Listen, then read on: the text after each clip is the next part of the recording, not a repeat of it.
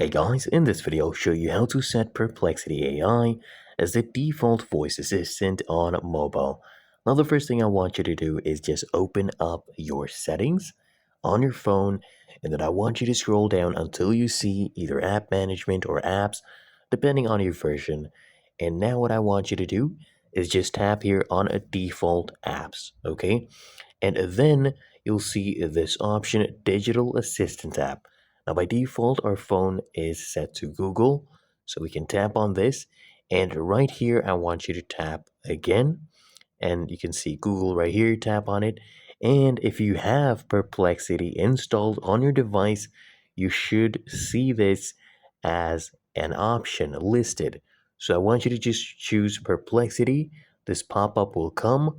I want you to click on OK.